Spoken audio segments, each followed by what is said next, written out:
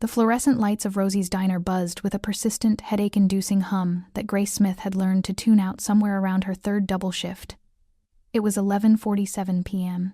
On a Tuesday, the kind of dead zone hour where the only customers were insomniacs, truckers, and people running from something they didn't want to name. Grace moved through the narrow aisle between the red vinyl booths with the efficiency of a woman who had mapped every square inch of the cracked linoleum floor. Her white uniform, once crisp, now perpetually wrinkled despite her best efforts with a borrowed iron, was stained with coffee at the hem and smelled faintly of grease from the kitchen fryer that hadn't been cleaned properly in a decade. Her feet ached. Not the dull, manageable ache of a long day, but the sharp, stabbing pain that shot from her heels to her calves with every step. She had wrapped them in athletic tape that morning, a trick another waitress had taught her, but the tape had loosened hours ago and now bunched uncomfortably inside her secondhand sneakers. She refilled the coffee cup of a trucker in booth 7 without him asking, her smile automatic and practiced. He grunted his thanks without looking up from his phone. Grace moved on. Before we jump back in, tell us where you're tuning in from, and if this story touches you, make sure you're subscribed because tomorrow, I've saved something extra special for you. In her apron pocket, folded into a tight, anxious square, was the letter. She had found it that morning, tucked under Zia's pillow when she went to wake her daughter for school. It was written on lined notebook paper in Zia's careful, labored handwriting, the kind that came from a 7-year-old who was trying so hard to make the letters perfect that each word took minutes to form. Grace hadn't read it yet. She was afraid to. She knew what it would say. Zia had been coughing again. The wet, rattling cough that meant her asthma was flaring up, the kind that required the rescue inhaler they couldn't afford to refill. The pharmacy had quoted her $230 for the medication. Grace made $11 an hour plus tips, and after rent, utilities, and the minimum payment on the medical debt from Zia's last emergency room visit, she had $63 to her name until Friday's paycheck. $63 to cover food, bus fare, and the inhaler that kept her daughter breathing. The bell above the diner door chimed. Grace looked up, her practiced smile already in place, but it faltered when she saw who walked in. Danny Kovac. He was a regular, but not the kind she welcomed. He worked collections for a loan company that operated out of a strip mall on the east side, the kind that advertised fast cash, no credit check in neon letters. Grace had made the mistake of walking through their door 6 months ago when Zia's asthma had landed her in the hospital for 3 days and the bills had started piling up like tombstones. Danny slid into a booth near the back, his eyes tracking her across the room. He didn't look at the menu. He never did. "Coffee, Danny?" Grace asked, her voice steady despite the knot tightening in her stomach. "Coffee's fine," he said, leaning back against the booth. His smile was the kind that showed too many teeth. "How you doing, Grace? Haven't seen you around the office lately." "I've been busy," she said, pouring the coffee with hands that didn't shake because she had learned long ago not to show fear to predators. "Yeah, I bet." He took a sip, grimaced at the bitterness, and set the cup down. "You know, we're getting close to 90 days past due on that loan. My boss is starting to ask questions." Grace's jaw tightened. "I made a payment 2 weeks ago. $50 doesn't cover the interest, sweetheart," Danny said, his voice dripping with condescension. "You owe $3,200. That number's going up every day." "I'm working on it," Grace said. "Work faster," Danny replied. He reached into his jacket and pulled out a folded piece of paper, sliding it across the table. "This is a courtesy notice. You've got 2 weeks to bring the account current, or we start repossession proceedings." Grace stared at the paper. She didn't pick it up. "I don't have anything to repossess." "You've got a kid," Danny said, his voice dropping lower. "Kids cost money. Medical bills, school supplies, food. The state pays good money for foster care placements when a parent can't provide basic necessities." The world tilted violently. Grace's hand clamped down on the edge of the table. "You wouldn't," she whispered. "I wouldn't," Danny agreed, leaning forward. "But my boss has connections with Child Protective Services. He's helped them out before. All it takes is one anonymous report about a mother who can't afford her kid's asthma medication, who's working double shifts and leaving the kid home alone." "She's never alone," Grace snapped, her voice cracking. "My neighbor watches her." "Does she?" Danny asked, tilting his head. "Or is that just what you tell yourself so you can sleep at night?" Grace wanted to throw the coffee in his face. She wanted to scream, but she was a waitress in a diner at midnight, and he was a man with power she didn't have. 2 weeks, Danny said, standing up. He dropped a dollar bill on the table for the coffee he'd barely touched. "Bring me $3,000, or we start making calls." He walked out, the bell chiming cheerfully behind him. Grace stood frozen, staring at the folded paper on the table. Around her, the diner continued its late-night rhythm. The cook cursed in the kitchen. The jukebox played a Patsy Cline song. The trucker in booth 7 asked for his check. Grace moved mechanically, her body on autopilot. She cleared Danny's table, pocketed the insulting dollar tip, and took the trucker his bill. She smiled, she nodded, she refilled coffee, but inside, she was drowning. At 2 her shift finally ended. She counted her tips in the back room, laying the crumpled bills and scattered coins on the scarred wooden table. $23.47. She walked the 6 blocks to the apartment building she called home. A pre-war structure that leaned slightly to the left and smelled of mildew and boiled cabbage. The elevator was broken again, so she climbed the 4 flights of stairs, her legs trembling with exhaustion. The apartment was dark. Mrs. Chen, her elderly neighbor, was asleep on the couch, the television playing on mute. Grace gently shook her awake. "She ate dinner," Mrs. Chen whispered, gathering her knitting. "She did her homework." "She coughed a lot, Grace. You need to get that medicine." "I know," Grace said, her throat tight. "Thank you, Mrs. Chen." When the neighbor left, Grace locked the door, all 3 locks. The chain, the deadbolt, and the flimsy sliding bolt that wouldn't stop anyone determined but made her feel marginally safer. She walked into the tiny bedroom she shared with Zia. Her daughter was asleep in the twin bed, curled around a stuffed elephant that had been washed so many times the fur was matted and gray. Zia's breathing was audible, a faint wheeze on every exhale. Grace sat on the edge of the bed, her hand hovering over Zia's forehead. No fever. That was good. She pulled the letter from her apron pocket. In the dim glow of the streetlight filtering through the thin curtains, she unfolded the paper. The handwriting was shakier than usual, the letters uneven. Zia had been struggling to breathe when she wrote this. "Dear Santa, I know it's not Christmas yet, but Mommy says you see everything, so maybe you can help now. I need medicine for my asthma. It makes me cough and I can't run at recess, and sometimes I get scared at night because I can't breathe good. Mommy cries in the bathroom. She thinks I don't hear, but I do. She says she's sorry she can't fix me. But I'm not broken, Santa. I just need the medicine. Can you bring it? Mommy says it costs too much money. She says we have to wait. But I don't want to wait. I want to play with my friends and not cough. Please help my mommy. She works so hard and she's so tired. I don't want her to cry anymore. Love, Zia Smith. P.S. I will be very, very good. I promise." Grace's vision blurred. The tears came hot and fast, spilling over her cheeks and onto the paper, smudging the careful letters. She pressed her fist against her mouth to muffle the sob. "I'm sorry she can't fix me." Grace wasn't broken. She was 7 years old. She was bright and curious and kind. She drew pictures of flowers and dogs. She loved peanut butter sandwiches and cartoons. She was perfect. And she was writing letters to Santa because her mother couldn't afford $230. Grace folded the letter carefully, her hands trembling. She tucked it back under Zia's pillow, then lay down beside her daughter, pulling the thin blanket over both of them. She didn't sleep. She stared at the water-stained ceiling, counting the cracks, calculating impossible math. $3,200, plus $230 for the inhaler, plus rent, plus food. The numbers didn't add up. They never did. Outside, a siren wailed. A dog barked. The city breathed its toxic, indifferent rhythm. And Grace Smith, 29 years old, mother of 1, waitress at a diner that smelled like failure, made a decision. She would find a way. She always did. Even if it killed her. The morning came too soon, dragging Grace from the shallow, restless sleep she'd finally fallen into around 4 a.m. Zia was already awake, sitting up in bed and drawing in her notebook, her small chest rising and falling with that telltale wheeze. "Morning, baby," Grace said, her voice rough from exhaustion and tears. "Morning, Mommy," Zia chirped, holding up her drawing. It was a picture of a house with a red door and flowers in the yard. "This is where we're going to live someday. With a backyard for a puppy." Grace's heart cracked clean in half. "It's beautiful, Zia." She got her daughter dressed for school, brushed the tangles from her dark hair, and made her a breakfast of toast with the last of the peanut butter. Zia ate slowly, her appetite diminished by the tightness in her chest. "Can I take my letter to school?" Zia asked, pointing to the paper on the nightstand. Grace froze. "What letter, sweetie?" My Santa letter, Zia said matter-of-factly. Miss Abby said we could mail them from the classroom.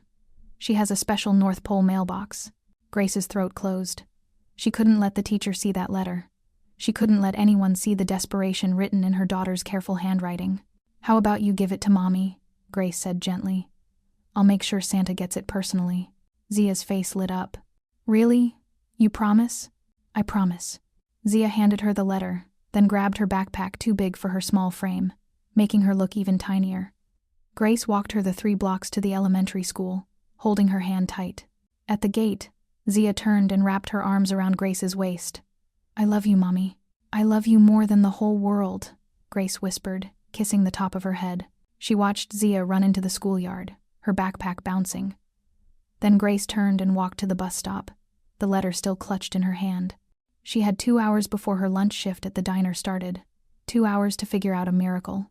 The bus route took her past the nicer part of the city, the part with tree-lined streets and brownstone buildings that cost more per month than she made in a year. Grace stared out the window, watching well-dressed people walk into cafes and boutiques, living lives that felt like they belonged to a different species. The bus lurched to a stop at 5th and Madison. Grace stood to transfer lines, but as she moved toward the door, her foot caught on a torn piece of rubber flooring. She stumbled, her purse flying open, contents scattering across the aisle. Damn it, she muttered, dropping to her knees to gather the debris. Lipstick, crumpled receipts, loose change, her work ID, the letter. It skittered across the floor, sliding under the seat in front of her. Grace reached for it, but the bus lurched forward again. She lost her balance, her hand missing the paper by inches. The letter slid further, disappearing into the gap between the seat and the wall. Wait, Grace called to the driver. I need... But the doors were already hissing shut. The bus pulled away from the curb. Grace scrambled forward, reaching desperately into the gap. Her fingers brushed the edge of the paper, but it was wedged tight. She pulled, and the corner tore. No, no, no, she whispered, yanking harder. The paper came free, but it was ripped.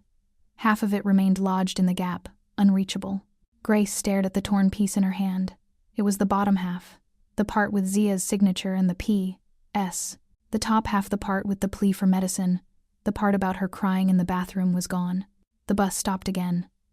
Grace stood on shaking legs and got off, clutching the torn fragment. She had failed. She couldn't even keep a letter safe. Meanwhile, across the city, in a world Grace Smith would never touch, Xander Watson's was having a very different morning. The conference room on the 32nd floor of Watson's Holdings was all glass and steel, a monument to power and wealth. Xander sat at the head of the table, his charcoal suit tailored to perfection, his dark hair swept back, his jaw tight with barely contained irritation. The shipment was light, he said, his voice low and dangerous. Explain. The man across from him, a middle-aged accountant named Peters, wiped sweat from his brow. There was a discrepancy at the port, Mr. Watson's. The customs inspector was paid to look the other way, Xander interrupted. So why is my inventory short 10%? I don't know, sir. Xander leaned forward, his eyes a dark, almost black shade of brown fixing on Peters with the intensity of a predator. Find out. You have 24 hours. Peters nodded frantically and fled the room. Xander's right-hand man, a massive enforcer named Cole, closed the door behind the accountant. Want me to put pressure on him? Not yet, Xander said, standing and walking to the floor-to-ceiling windows. The city sprawled below him, a grid of glass and concrete and lives he controlled from the shadows. Let him sweat first. Desperation makes people careless. Careless people talk. Cole nodded. What about the Moretti situation? Xander's expression darkened.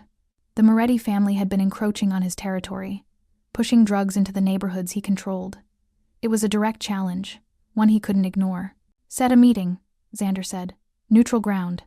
I want to look Luca Moretti in the eye when I tell him to back off. And if he doesn't? Xander's smile was sharp and cold. Then we remind him why people don't challenge the Watsons family. The meeting ended. Xander dismissed Cole and gathered his things. He had a lunch appointment at his flagship restaurant, Aurelio's, the upscale Italian place that served as both a legitimate business and a convenient front for his less savory operations. He took the private elevator down to the parking garage, where his driver, Marcus, was waiting with the black SUV. Aurelio's, sir? Marcus asked.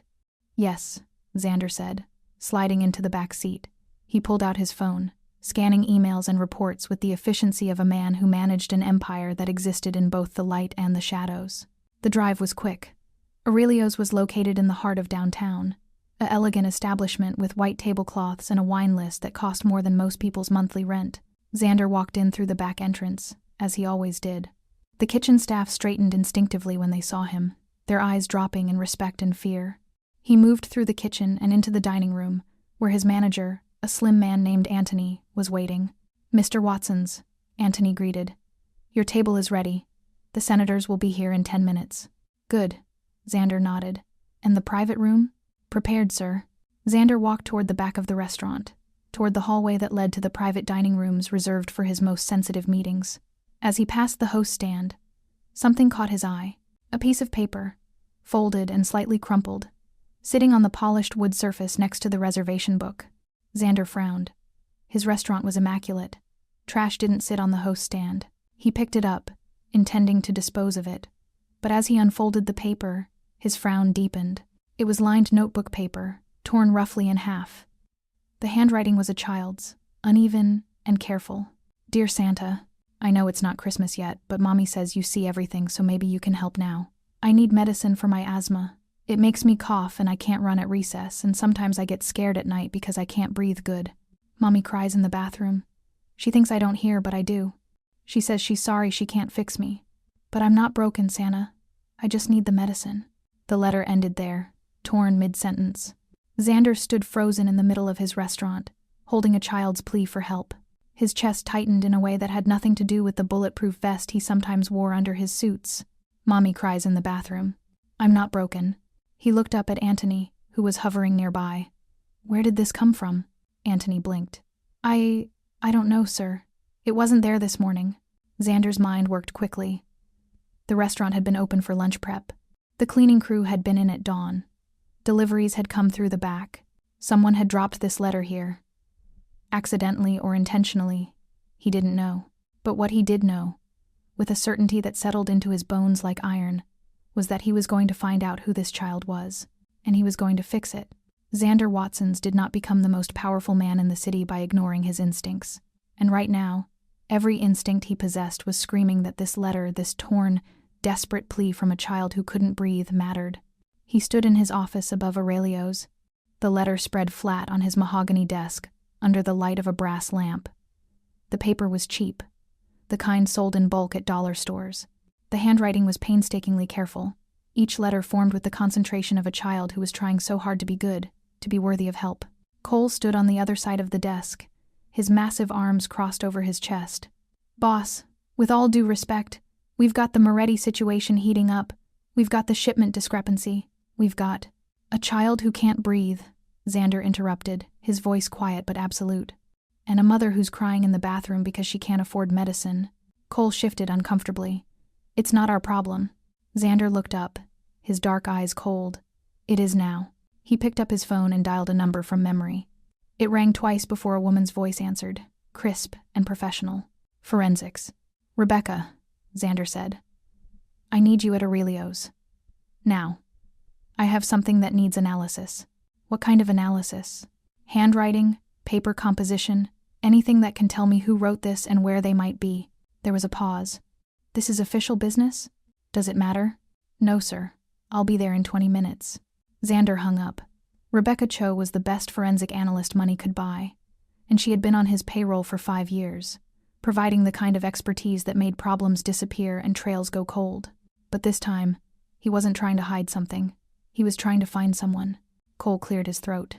"You want me to put word out on the street? See if anyone knows about a kid with asthma, mother working multiple jobs?"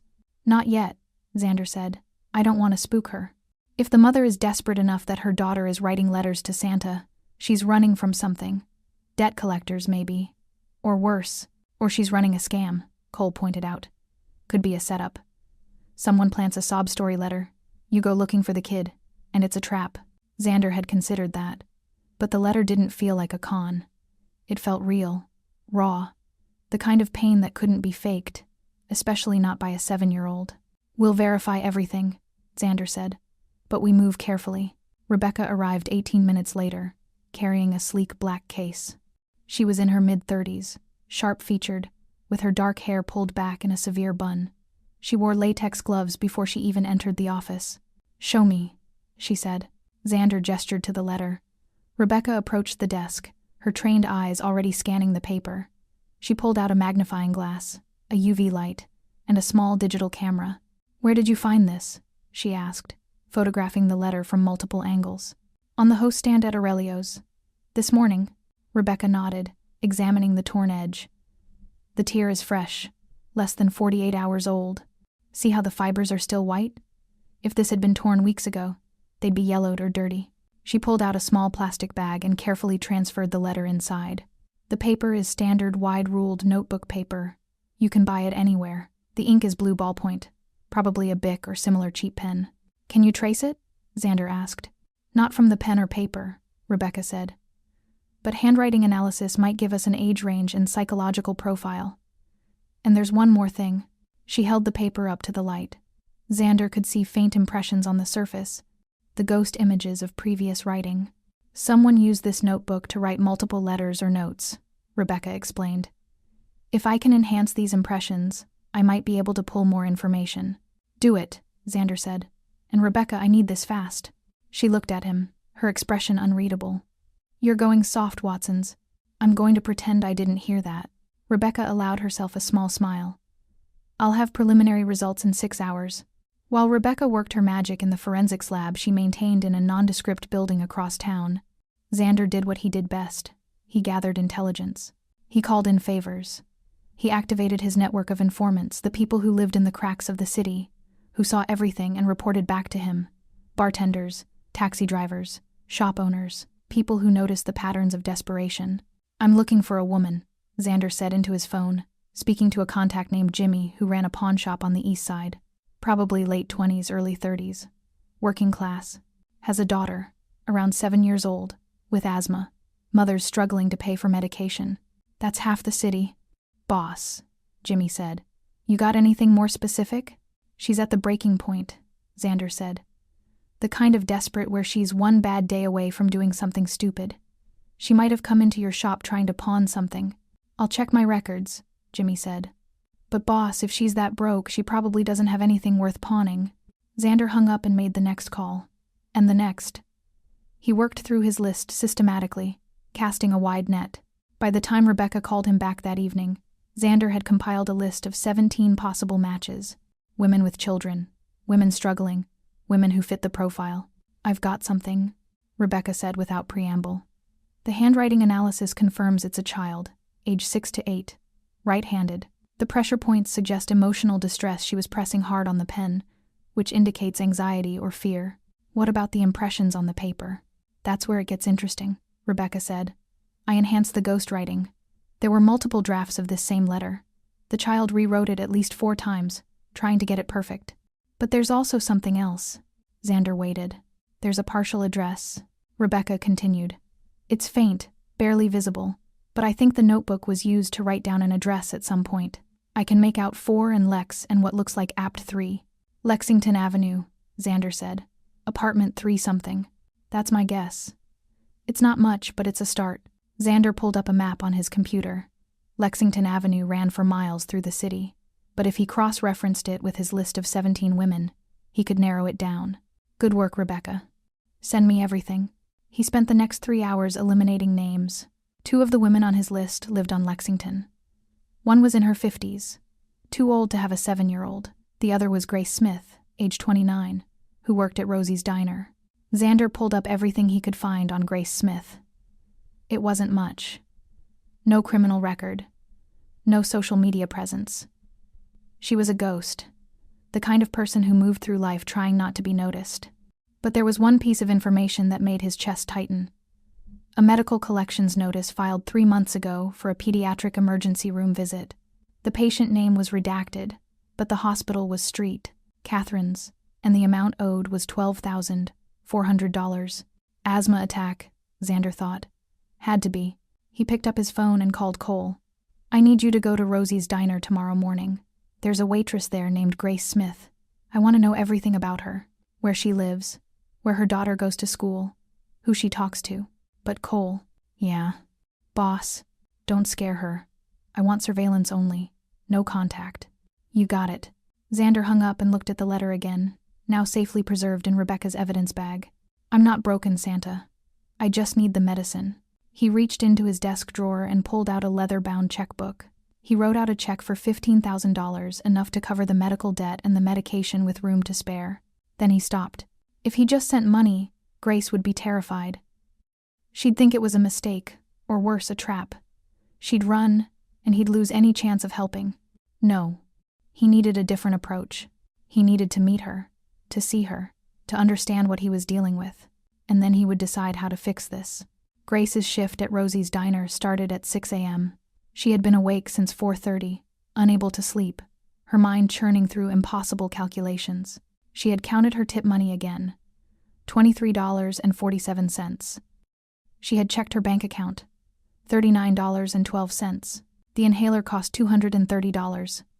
The rent was due in 5 days, $950. Danny Kovac wanted $3,200 in 2 weeks. The math was impossible. It had always been impossible, but now it felt like standing on the edge of a cliff, the ground crumbling beneath her feet. She kissed Zia goodbye, the little girl still sleeping. Her breathing labored, and left the apartment in the pre-dawn darkness. The diner was already busy when she arrived. The morning rush was the worst. Demanding customers, small tips, constant movement.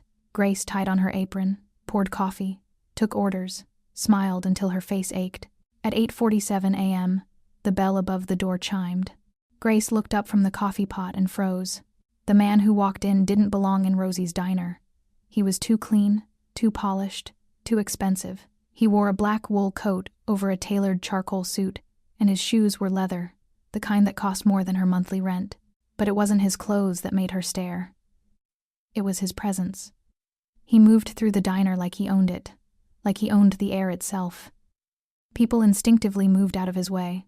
Conversations quieted. He sat in a booth near the back, not looking at the menu, just waiting. Grace's manager, a gruff man named Pete, appeared at her elbow. "That's your table," he said, his voice tight. "And Grace, be polite." "I'm always polite," she said, confused by his tone. "That's Xander Watson's," Pete hissed. "You don't want to piss off Xander Watson's." Grace had heard the name. Everyone had. He was a businessman, supposedly. He owned restaurants and real estate and half the city council. But the rumors whispered that his real business was darker. Protection rackets, gambling, worse things that people didn't name out loud. She picked up a coffee pot and walked to his table, her heart hammering.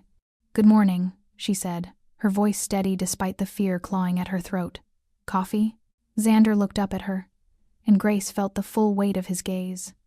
His eyes were dark, almost black, and impossibly intense. He wasn't looking at her like a customer looked at a waitress. He was looking at her like he was seeing through her skin to the bones beneath. "Coffee," he said. His voice was deep, smooth, with an edge of gravel. "Black." Grace poured, her hand miraculously steady. "Do you need a menu or do you know what you want?" "I know what I want," Xander said. But he didn't order food.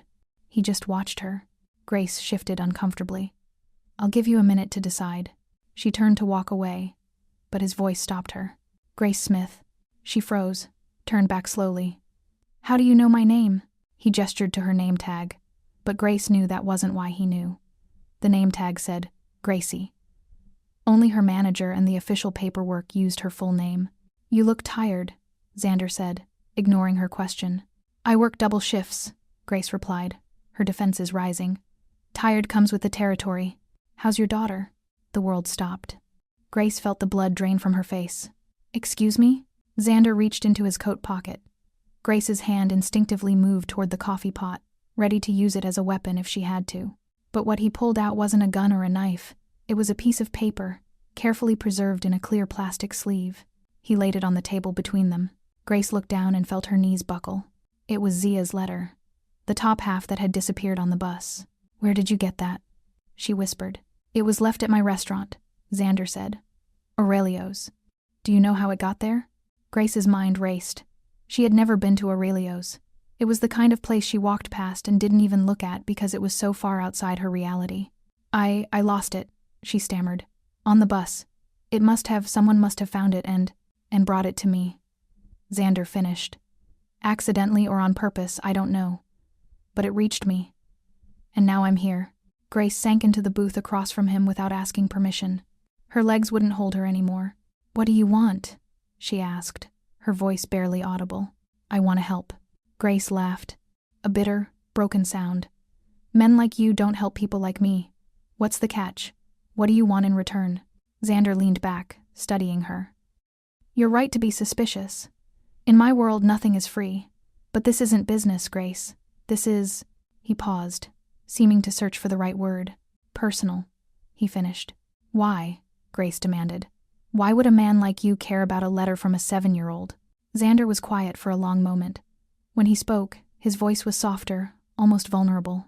"Because I know what it's like to watch someone you love struggle to breathe." Grace stared at him. She saw the truth in his eyes, the shadow of old pain. "My sister," Xander continued. "When we were kids, she had asthma too. Severe. My mother couldn't afford the medication. She worked 3 jobs, and it still wasn't enough." "What happened?" Grace whispered. "She died," Xander said flatly. "She was 8. She had an attack at school. The nurse didn't have the rescue inhaler. By the time the ambulance arrived, it was too late." Grace's hand flew to her mouth. "I'm so sorry." "I was 10, Xander said. "And I swore that day that I would never be powerless again, that I would never watch someone I loved suffer because of money." He reached into his coat again and pulled out a business card. He slid it across the table. "This is my private number," he said. "Call it, tonight. We'll discuss how to get your daughter the medicine she needs." "I can't afford." "I'm not asking you to pay," Xander interrupted. "I'm offering you a solution." "What kind of solution?" Grace asked, suspicion flaring again. "A job," Xander said. "I need someone I can trust. Someone discreet. Someone who knows how to work hard and keep her mouth shut." "Doing what?" "Managing one of my properties. It's a legitimate position, above board. Good pay, health insurance, and housing included." Grace's breath caught. "Health insurance. That would cover Zia's medication, her treatments, everything." "Why me?" she asked. "You don't know me." "I know enough," Xander said. "You're a mother who would do anything for her child. That kind of loyalty is rare, valuable. And if I say no," Xander stood, buttoning his coat, "then I'll respect that decision. But the offer stands. Call me tonight, Grace, before it's too late." He dropped $100 bill on the table for the coffee he hadn't touched and walked out of the diner. Grace sat alone in the booth, staring at the business card. Her hands were shaking. Her mind was screaming warnings. This was the devil offering her a deal, but her daughter couldn't breathe. And the devil was the only one offering a solution. Grace didn't call that night. She couldn't. The fear was too great, the stakes too high. Instead, she went home, made Zia dinner mac and cheese from a box, the only thing they could afford, and watched her daughter struggle through her homework, pausing every few minutes to catch her breath. "Mommy," Zia said, looking up from her math worksheet. "Did Santa get my letter?" Grace's throat closed. I think so, baby." "Good," Zia said, smiling. "Maybe he'll bring the medicine soon." That night, after Zia was asleep, Grace sat on the fire escape of their apartment, staring at Xander's business card. The city sprawled below her, a million lights representing a million lives she would never touch. She thought about calling. Her finger hovered over the numbers.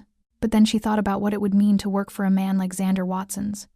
The rumors, the danger, the moral compromises she would have to make. She put the phone down. The next morning, everything fell apart. Grace was at the diner, working the breakfast rush, when her phone buzzed. It was a text from Mrs. Chen, her neighbor. "Grace, come home now." Zia collapsed at school, ambulance taking her to Street Catherine's. The coffee pot slipped from Grace's hand, shattering on the floor. She didn't stop to explain. She ripped off her apron and ran. She couldn't afford a taxi, so she ran the 12 blocks to the hospital, her lungs burning, tears streaming down her face. At Street Catherine's, the ER nurse directed her to a room in the pediatric wing. Grace burst through the door and found Zia in a hospital bed, an oxygen mask over her small face, an IV in her arm. "Mommy," Zia whispered, her voice muffled by the mask. Grace fell to her knees beside the bed, clutching her daughter's hand. "I'm here, baby. I'm here." A doctor appeared in the doorway, a tired-looking woman in her 50s with kind eyes. "Miss Smith, I'm Dr. Patel. Your daughter had a severe asthma attack. Her oxygen levels dropped dangerously low. We've stabilized her, but she needs to stay overnight for observation. Is she going to be okay? Grace asked, her voice breaking. She will be, Doctor, Patel said. But Miss Smith, this attack was preventable. Zia doesn't have a current prescription for a rescue inhaler. Without it, the next attack could be fatal. I know, Grace sobbed. I know. I'm trying. I don't have the money. Dr. Patel's expression softened. I understand, but you need to find a way. I'm going to write a prescription for a 30-day supply. The hospital pharmacy can fill it before you leave. How much? Grace whispered. For the inhaler and the overnight stay, you're looking at around $1,800. The hospital has a payment plan. I already owe you $12,000, Grace said. They're not going to give me another payment plan. Dr. Patel hesitated. There are charity programs. I can have a social worker. I've applied, Grace interrupted. I've been denied. My income is $50 over the threshold. $50. The difference between life and death. Dr. Patel squeezed Grace's shoulder. I'll see what I can do. For now, focus on your daughter. The doctor left. Grace climbed onto the narrow hospital bed beside Zia, holding her, breathing in sync with the oxygen machine. She stayed there for hours, watching the monitors, counting heartbeats. At 6 p.m., there was a knock on the door. Grace looked up, expecting a nurse. Instead, Xander Watsons walked in. He was carrying a stuffed elephant, soft and gray, the kind that cost more than Grace made in a week. He set it gently on the bedside table. How did you know we were here? Grace whispered, her voice raw. I have people who keep me informed, Xander said. He looked at Zia, still sleeping under the oxygen mask, and something in his expression cracked. How is she? Stable, Grace said. For now. Xander pulled a chair close to the bed and sat down. I've spoken with the hospital administration. Your medical debt has been cleared. All of it. The $12,000 from before, and the charges from today. Grace stared at him. What? It's done, Xander said. And I've arranged for a standing account at the pharmacy. Zia's medications will be covered. Inhalers, nebulizer treatments, anything she needs. Why? Grace whispered. Why are you doing this? Xander looked at her, and for the first time, she saw past the dangerous exterior to the man beneath. Because I couldn't save my sister. But I can save your daughter. Tears poured down Grace's face. I can't repay you. I can't. I don't want repayment, Xander said. I want you to take the job I offered, not because you owe me, because I need someone like you, someone who fights. What if I'm not strong enough? Grace asked. You ran 12 blocks to get here, Xander said. You're strong enough. He stood, buttoning his coat. The job starts Monday. Housing is available immediately. I'll have my assistant send you the details. Xander, Grace called as he reached the door. He turned. Thank you, she whispered. He nodded once, then left. Grace looked down at Zia, who was stirring awake. Her daughter's eyes opened, focusing on the stuffed elephant. Mummy, Zia whispered, pulling off the oxygen mask. Did Santa send this? Grace looked at the door where Xander had disappeared, then back at her daughter. Yes, baby, she said, her voice thick with tears. Santa sent it, and for the first time in years, Grace Smith allowed herself to hope.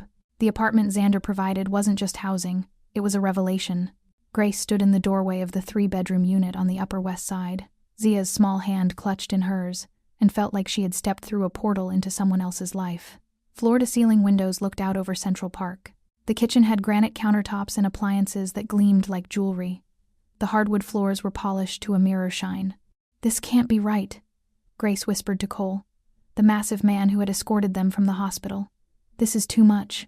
Boss's orders, Cole said, his voice a rumble. You work for Mr. Watsons now. This is part of the package. He handed her a key card and a thick folder. Security details, building codes, emergency contacts. Your official job starts Monday, but the boss wants you to take the weekend to settle in, get the kid comfortable. Grace looked down at Zia, who was already running through the apartment, her eyes wide with wonder. The wheezing was gone. The hospital had sent them home with 3 rescue inhalers, 2 maintenance medications, and a nebulizer machine. All paid for, all covered. Mommy, this room has a princess bed, Zia shrieked from down the hall. Grace's eyes filled with tears. Thank you, she said to Cole. He shifted uncomfortably. Don't thank me, thank the boss. And Miss Smith. Grace, he corrected. The boss doesn't do charity. He gave you this because he believes you'll earn it. Don't make him regret that." "I won't," Grace promised. Cole nodded and left, the door clicking shut with a finality that felt like the closing of one life and the opening of another. Grace walked through the apartment in a daze. The master bedroom had a king-sized bed with Egyptian cotton sheets. The bathroom had heated floors and a rainfall shower. The second bedroom was already set up as Zia's room, princess-themed, with a canopy bed and a bookshelf filled with new books. The third bedroom was set up as an office, with a desk, a computer, and filing cabinets labeled with property management documents. Grace sat at the desk and opened the folder Cole had given her. Her official title was Property Manager for Watson's Residential Holdings. Her salary was listed as $85,000 a year, plus full health insurance, dental, vision, and a housing stipend. $85,000. Grace had never made more than $23,000 in a single year. She looked at the job description. Managing tenant relations, coordinating maintenance, overseeing lease agreements. It was legitimate work, real work, nothing illegal. But Grace wasn't naive. She knew what Xander Watson's was. She knew the money that paid her salary didn't come from restaurant profits alone. She was making a deal with the devil. But the devil had given her daughter a chance to breathe. The weekend passed in a blur of unpacking, grocery shopping in stores where she didn't have to count every penny, and watching Zia play without coughing. On Sunday night, Grace received a text from an unknown number. "Car will pick you up at 8 a.m. tomorrow. First day orientation. X." Grace stared at the message. The X felt intimate, almost possessive. She texted back, "I'll be ready." The response was immediate. "Good." Monday morning arrived too quickly. Grace dressed in one of the new outfits she'd bought over the weekend, a charcoal gray pantsuit that made her look professional, competent. She dropped Zia off at her new school, a private academy 3 blocks from the apartment, where the class sizes were small, and the nurse's office was stocked with every medication Zia could possibly need. "Have a good day, baby," Grace said, kissing Zia's forehead. "You too, Mommy," Zia chirped, running off to join a group of girls playing hopscotch. The black SUV was waiting outside the school. Marcus, Xander's driver, nodded at her. "Miss Smith, ready?" Grace slid into the back seat, her stomach a knot of nerves. The drive took them to a high-rise in the financial district. Marcus escorted her to the 32nd floor, where Xander's corporate offices occupied the entire level. The reception area was all glass and steel, minimalist and intimidating. A woman in her 30s with sharp features and an even sharper suit greeted her. "Grace Smith?" "I'm Elena, Mr. Watson's executive assistant. Follow me." Elena led her through a maze of hallways to a corner office with a view that made Grace's knees weak. Xander was standing at the window, phone to his ear, speaking in low, rapid Italian. He turned when they entered, his eyes locking onto Grace. He held up one finger, wait, and finished his call. "Understood. Handle it," he said, then hung up. He turned to Elena.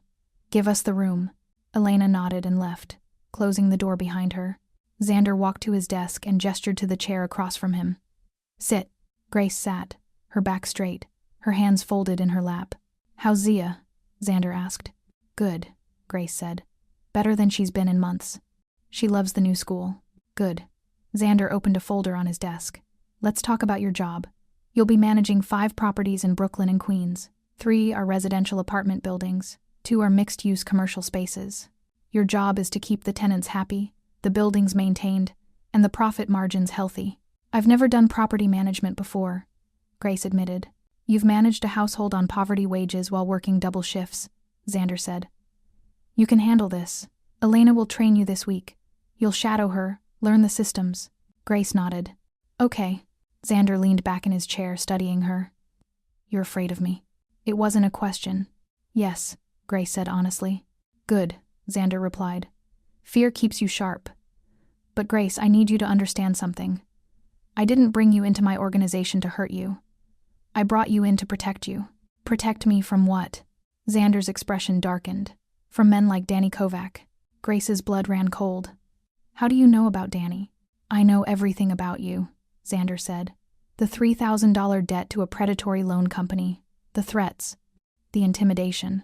I was going to pay it back," Grace said quickly. "I just needed time." "You don't owe them anything anymore," Xander interrupted. "The debt has been purchased, by me." Grace stared at him. "What?" "I bought your debt from the loan company," Xander said. "For pennies on the dollar. As of this morning, you owe me $3,200. Grace felt the floor drop out from under her. I can pay you back. I'll set up a payment plan. I'm forgiving the debt, Xander said. Grace blinked. What? Consider it a signing bonus, Xander said. The debt is gone. Danny Kovac has been informed that you are under my protection. He won't contact you again. Why would you do that? Grace whispered. Xander stood and walked to the window, his hands in his pockets. Because debt is a cage, Grace. And I don't want you in a cage. I want you free to do your job without looking over your shoulder. Grace felt tears prick her eyes. I don't know what to say. Say you'll work hard, Xander said, turning to face her. Say you'll be loyal. That's all I need. I will, Grace promised. I swear. Xander walked back to his desk and picked up a small box. He opened it, revealing a sleek smartphone. This is for you, he said, handing it to her. It's encrypted. My number is programmed in. If you ever need anything at all, you call me. Day or night. Grace took the phone, her fingers brushing his. The contact sent a shock through her system. Thank you, she whispered. Xander's eyes held hers for a long moment. Then he stepped back, putting professional distance between them. Elena will take you to your office. You start training today. Grace stood, clutching the phone. She turned to leave, but his voice stopped her at the door. Grace. She looked back. Welcome to the family. The first 2 weeks were a whirlwind. Grace threw herself into the work with a desperation born of gratitude and fear. She learned the property management software, memorized tenant files, coordinated with contractors, and handled complaints with the efficiency of someone who had spent years managing chaos on a waitress's salary. Elena was a demanding teacher, but fair. You're doing well, she said on Friday of the second week. Better than I expected. Grace allowed herself a small smile. I'm a fast learner. You'll need to be, Elena said. Mr. Watson's doesn't tolerate incompetence. But Xander himself was rarely around. Grace saw him in passing a glimpse in the hallway, a nod from across the office. He was always surrounded by men in suits, always on the phone, always moving. Until the night everything changed. It was 9 p.m. on a Thursday. Grace was still at the office, finishing up a report on maintenance costs for one of the Brooklyn properties. Zia was with Mrs. Chen, who had agreed to provide after-school care for a generous hourly rate. Grace was alone in her small office when the door burst open. Cole stood there, his face grim. Come with me. Now. What's wrong? Grace asked, her heart hammering. The boss needs you. Move. Grace grabbed her bag and followed Cole to the private elevator. They descended to the underground garage, where Marcus was waiting with the SUV, engine running. Where are we going? Grace demanded, as Cole pushed her into the back seat. The warehouse district, Cole said, sliding in beside her. There's a situation. What kind of situation? Cole didn't answer. He just pulled out his phone and made a call. We're en route. Ida 10 minutes. The drive was tense and silent. Grace's mind raced through terrible possibilities. Was Zia hurt? Had something happened at the school? But when they arrived at a massive warehouse on the waterfront, Grace realized this had nothing to do with her daughter. This was about Xander's other business. Cole led her inside. The warehouse was cavernous, filled with shipping crates and the smell of oil and salt water. In the center, under a harsh fluorescent light, Xander stood facing 3 men. 2 of the men were on their knees, hands zip-tied behind their backs. The third was standing, older, with silver hair and a face like carved stone. Grace recognized him from the newspapers. Luca Moretti. Ah, Luca said when he saw Grace. The pretty waitress. I wondered when we'd meet. Grace froze. Cole's hand on her elbow was the only thing keeping her upright. Xander turned, his expression thunderous. Cole, what the hell is she doing here? You said to bring her, Cole replied, confused. I said to bring Rebecca, Xander snarled. The forensic analyst. Not Grace. Boss. Get her out of here, Xander ordered. But Luca laughed. A cold, mocking sound. No. Let her stay. I want her to see what kind of man she's working for. Luca pulled a gun from his waistband and pointed it at one of the kneeling men. This is one of your dealers, Xander, Luca said. He was selling on my corner. In my territory. He was selling in neutral ground, Xander corrected, his voice deadly calm. You don't own that corner anymore. I own everything south of Canal Street, Luca spat. Not anymore. Luca's face twisted with rage. He cocked the gun. Then watch me take it back. The gunshot was deafening in the enclosed space. The kneeling man fell sideways, blood pooling beneath him. Grace screamed. She couldn't help it. The sound tore from her throat, raw and animal. Xander's head whipped toward her. His eyes were wild, furious. "Cole! Get her out! Now!" But Luca was faster. He moved across the space in 3 strides and grabbed Grace, his arm wrapping around her throat, the gun pressed to her temple. "Nobody moves," Luca hissed. Grace couldn't breathe. The barrel of the gun was cold against her skin, and she could smell the gunpowder from the shot that had just killed a man. Xander went absolutely still. His face was a mask of controlled fury, but his eyes were terrified. "Let her go, Luca," Xander said, his voice low and dangerous. "She's not part of this." "She's part of it now," Luca said. "You took my territory. I take your woman." "She's not my woman," Xander said. "She's an employee." "Liar," Luca whispered in Grace's ear. "I've seen the way he looks at you. You matter to him, which means you're valuable to me." Xander took a step forward. "Luca, I'm warning you." "Warn me all you want," Luca said. "But I'm walking out of here with her, and you're going to let me, because if you don't, I'll paint the walls with her brain." Grace felt the world narrow to a single point. The gun. The pressure. The certainty that she was going to die. But then Xander did something she didn't expect. He raised his hands, palms out. "Okay," he said. "You win. Take her. Take the territory. I'll back off." Luca laughed. "That easy?" "That easy," Xander said. His eyes met Grace's, and she saw something there she couldn't name. An apology. A promise. Luca started backing toward the door, dragging Grace with him. She stumbled, her feet barely keeping up. They were 10 feet from the exit when Xander moved. It happened so fast Grace almost missed it. Xander's hand went to his waistband, drawing a gun in one fluid motion. He fired once. The bullet hit Luca in the shoulder, the impact spinning him around. His grip on Grace loosened, and she tore free, falling to the concrete floor. Xander was on Luca in a heartbeat, kicking the gun away and driving his fist into the older man's face. Again, and again, and again. "You don't touch her," Xander roared, his voice barely human. "You don't even look at her." Cole and 2 other men dragged Xander off before he could beat Luca to death. Xander stood there, breathing hard, his knuckles bloody. He looked at Grace, still on the floor, shaking. "Get her out of here," he ordered Cole. "Now." This time, Cole didn't hesitate. He scooped Grace up and carried her to the SUV. As they drove away, Grace looked back at the warehouse. Through the open door, she could see Xander standing over Luca's body, a king surveying his conquered enemy. And Grace realized with a terrible, crystal clarity that she wasn't just working for a dangerous man. She was falling in love with one. Grace didn't go home that night. Cole drove her to a safe house, a nondescript apartment in Queens that Xander used for emergencies. Cole's wife, a quiet woman named Maria, was already there with Zia, who had been collected from Mrs. Chen's apartment. "Mommy!" Zia ran to her, wrapping her arms around Grace's waist.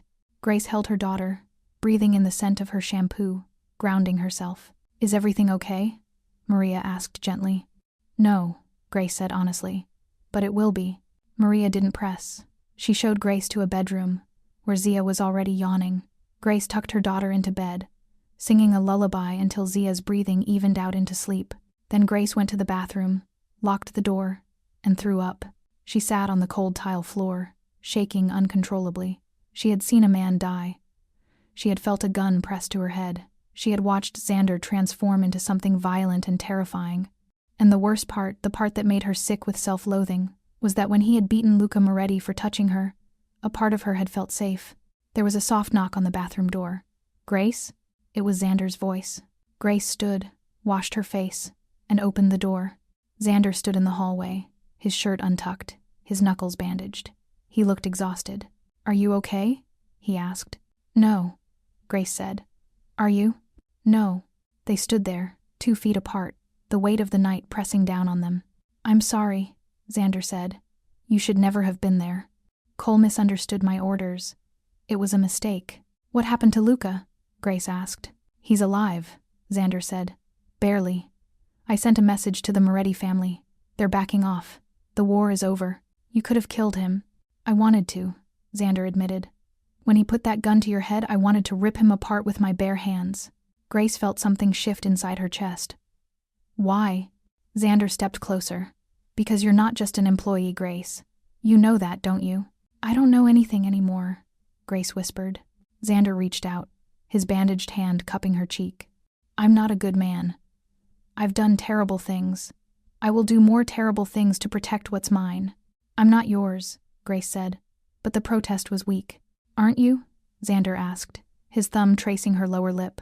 Grace should have pulled away. She should have run. But instead, she leaned into his touch, her eyes closing. Tell me to stop, Xander murmured, his forehead resting against hers. Tell me you don't feel this. I can't, Grace whispered. God help me, I can't. Xander kissed her then, and it wasn't gentle. It was desperate and consuming, a claim and a surrender all at once. Grace kissed him back, her hands fisting in his shirt, pulling him closer. She tasted blood on his lip from the fight, probably, but she didn't care. When they finally broke apart, both breathing hard, Xander pressed his forehead to hers. I will burn the world down before I let anyone hurt you again, he said. Do you understand? You and Zia are mine now. Mine to protect, mine to keep safe. I'm terrified, Grace admitted. Good, Xander said. Fear will keep you alive. But Grace, don't be afraid of me. I'm not afraid of you, Grace said, and she realized it was true. I'm afraid of what loving you will cost. Xander pulled back, looking at her with an intensity that stole her breath. Loving me will cost everything, but I will give you everything in return. He kissed her again, softer this time. A promise. 3 months later, the world looked different. Grace stood in the penthouse apartment. Xander had moved them into a sprawling space on the top floor of one of his buildings, with security that rivaled the White House. Zia was in her room, doing homework, her breathing clear and easy thanks to the medication that was now as routine as brushing her teeth. Grace was in the kitchen, preparing dinner. It was a strange domestic scene, one that would have been unthinkable 6 months ago. The front door opened, and Xander walked in, loosening his tie. He looked tired but content. Daddy! Zia shrieked, running from her room and launching herself at him. Xander caught her, lifting her into the air. Hey, princess. How was school? I got an A on my spelling test, Zia announced proudly. Of course you did, Xander said, setting her down. You're brilliant. Zia beamed, then ran back to her room to finish her homework. Xander walked to the kitchen, wrapping his arms around Grace from behind, his chin resting on her shoulder. How was your day? He murmured. Good, Grace said, leaning back against him. The new property in Brooklyn is fully leased. Profit margins are up 15%. You're a natural, Xander said, pressing a kiss to her neck. Grace turned in his arms, looking up at him. I never thought I'd have this. A home. Security. You. You deserve all of it, Xander said. And more. He reached into his pocket and pulled out a small velvet box. Grace's breath caught. Xander, I know it's fast, he said, opening the box to reveal a stunning diamond ring. I know this isn't how normal people do things. But Grace, you and Zia are my family now. I want to make it official. Grace stared at the ring, tears streaming down her face. I'm a waitress who got lucky. You're you. This doesn't make sense. It makes perfect sense, Xander said. You're the strongest person I've ever met. You fought for your daughter when you had nothing. You looked death in the face and didn't break. You're exactly who I need by my side. I come with baggage, Grace warned. A daughter, medical bills, a past full of mistakes. I come with enemies, Xander countered. A dangerous job, a past full of blood. We're both broken, Grace. But together, we're whole. Grace looked at the ring, then at the man holding it. The man who had saved her daughter, who had given her a life she never dreamed of, who had killed for her. Yes, she whispered. Yes, I'll marry you. Xander slid the ring onto her finger, then kissed her, deep and claiming. From her room, Zia shouted, Are you guys kissing again? That's gross. They broke apart, laughing. Come here, Zia, Xander called. Zia appeared in the doorway, wrinkling her nose. What? Xander knelt down to her level. How would you feel about me being your dad? For real? Zia's eyes went wide. Like, forever? Forever, Xander confirmed. Zia launched herself at him, wrapping her arms around his neck. Yes, I want that. Grace watched them, her heart so full it hurt. This was her family now. The Mafia boss and the little girl who had written a letter to Santa, and Grace Smith, the waitress who had been drowning, was finally, miraculously, learning how to breathe. The wedding was small, intimate. Just Cole and his wife, Elena, a few of Xander's trusted men, and Mrs. Chen, who cried through the entire ceremony. Zia was the flower girl, wearing a white dress that made her look like a princess. She took her job very seriously, scattering rose petals with intense concentration. When Xander and Grace exchanged vows, Zia stood between them, holding both their hands. "I promise to protect you," Xander said, his voice thick with emotion. "To provide for you, to love you until my last breath. I promise to stand by you," Grace said. "To trust you, to build a life with you, no matter what comes." They kissed as husband and wife, and the small gathering erupted in applause. That night, after Zia was asleep in her room in their penthouse, Xander and Grace stood on the balcony, looking out at the city. "Do you ever regret it?" Grace asked. "Choosing me? Taking on Zia and all our problems?" Xander pulled her close, his arm around her waist. "Never. You two saved me, Grace. I was a man who only knew how to destroy. You taught me how to build." Grace rested her head on his shoulder. "I love you, Xander Watsons." "I love you, Grace Watsons," he replied. Below them, the city sparkled with a million lights. Somewhere in those streets, a little girl had once written a letter to Santa, begging for medicine for her asthma. That letter had found its way to the most dangerous man in the city, and instead of disaster, it had created a miracle. Because sometimes, the monsters aren't the ones we should fear. Sometimes, the monsters are the ones who save us. Up next, you've got 2 more standout stories right on your screen. If this one hits the mark, you won't want to pass these up. Just click and check them out. And don't forget to like, subscribe, and turn on the notification bell so you don't miss any upload from us.